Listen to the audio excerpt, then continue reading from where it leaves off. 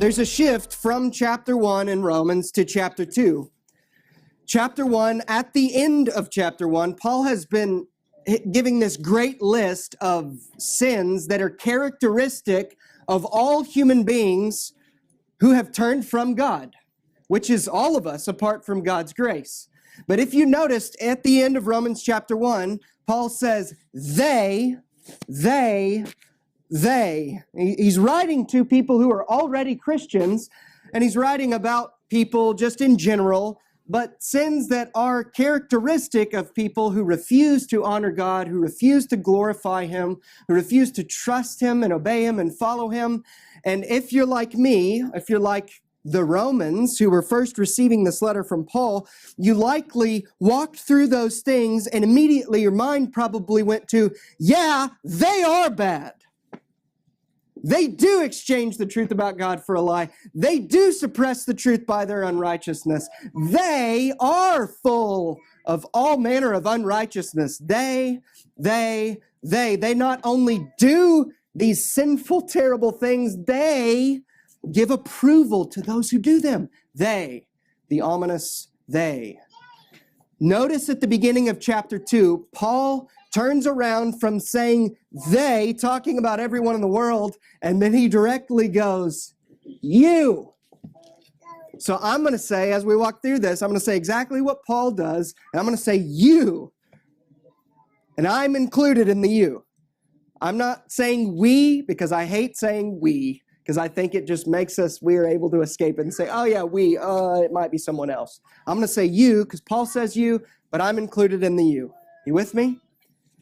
The first question that comes up in this passage is, why do people who are religious, who believe in God, who believe the Bible, why do they need the gospel? The previous passage, Paul made extremely clear why those who refuse to honor God, refuse to glorify Him, who deny He exists, why they need the gospel, because they're under the wrath of God. So you could say he was already answering, why do irreligious people, unreligious people, why do they need the gospel? Well, it's very clear. And now he transitions to, but why do religious people who go to church every Sunday, who are a devoted member to their community group, who give financially, who help the poor, why do people who are in every way outwardly religious, why do they need the gospel? Look at verse 1. Therefore, you have no excuse, O man, every one of you who judges. For in passing judgment on another, you condemn yourself, because you, the judge, practice the very same things. He's going to say that phrase 3 times. Same things, such things, such things. What are the same things and such things that he's talking about? Well, if you look up in your Bible, you'll see what he's talking about. He just gave a laundry list of clear examples that people have rebelled against God and they're under, right now, the wrath of God. And then Paul turns to the religious people, specifically talking to the Jewish audience that he's writing to. There are Jews who are Bible believers, then there were Gentiles who didn't really believe in the Bible. They didn't agree that there was just one true God. And he knows that the Jews, who are pretty moral, who know that there's right and wrong, he knows that they're probably back sitting in a corner during their church meeting, hearing his letter read to the church, and they're going, that's right. They are evil. They do reject the truth. And then he just says, you're without excuse too, oh man. Oh man, that's a common way that Jews would refer to one another, especially when they're exhorting one another or challenging one another. So he's likely turning to specifically talk to Jews right here, because he knows that as soon as we hear this list of just how terrible the world is in their sin, we would go, yeah, other people are bad. Aren't I pretty good?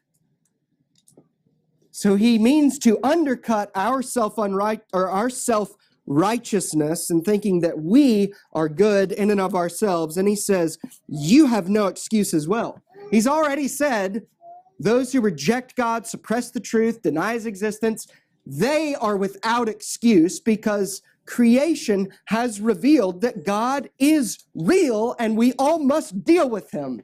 When he says, you too who believe God exists, who believe the Bible, who believe there is a right and wrong morality, you're without excuse too. So am I. Why? I want you to not miss what he's saying. He's not saying you and I are without excuse because we judge other people. That's not what he's saying. His ground is not, you're without excuse because you judge. It could seem like that, but read. Every one of you who judges, for in passing judgment on another, you condemn yourself. What he's saying is, you saying, there is right, there is wrong, that person is wrong. There are wrong and right things to do, and I condemn that and I reject that. He's saying, you even doing that and recognizing a true thing and saying, that is wrong, they do deserve death. You're condemning yourself. Why? Not because you judge, because you practice the very same things. The things we're so eager to condemn in other people, Paul says, you do the same thing. You've done the same things. It's not just that you're sitting in judgment and so God's going to judge you because you're judging other people. It is a wrong kind of judgment he's talking about. Though we are supposed to make judgments, there are right and wrong things. We're not supposed to sit in judgment over other people and just go, they deserve death, and not going, so do I, because I've done the same things. You have no excuse. If you're religious or irreligious, we all have no excuse. And then in verse 2, look, he says, he's appealing to these people who believe the Bible, who know there's a God, who knows we deserve judgment for our sin. He's saying, we all know this is true. We know that the judgment of God rightly falls on those who practice such things. We know that God is just and right to judge sinners. And again, the religious person would go, that's right. That's right. God is righteous to judge sinners. And then look at verse 3. Do you suppose, O man, you who judge those who practice such things and yet do them yourself? You judge them, but you do them yourself, condemning yourself. Do you suppose that you will escape the judgment of God? That word suppose, it really means, if we're going to talk Oklahoma English, it would be reckon. You reckon?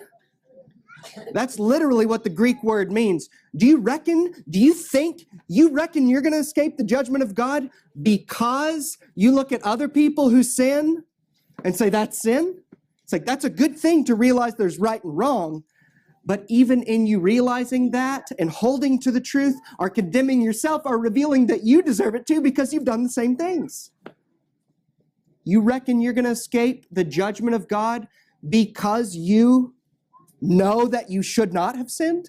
That's what he's saying. You know you shouldn't have, and you think just knowing that we shouldn't sin and that it does deserve judgment, you think just believing the Bible means you will escape the judgment of God? Friends, no one stands before God righteous, without sin, pure, as we should be. No one stands before God as righteous simply by believing the truths of the Bible. The Bible cannot save you. The one to whom the whole Bible is about saves us. Affirming that there is right and wrong does not save you. Going to church every Sunday does not save you. Confessing your sin, admitting that you've sinned does not save you. Standing up for what is right or wrong or true or a lie, standing on principle will not save you. It serves to further condemn you because it reveals even more. You're revealing that you know you should not have done such things. No one stands righteous before God by simply knowing and agreeing or believing the Bible. Look at verse 13 real quick. Jump there. For it is not the hearers of the law who are righteous before God, but the doers of the law who will be justified. Saying it's not those who just understand and believe and accept the truth. If you've done such things, you deserve death and God's judgment. So do I.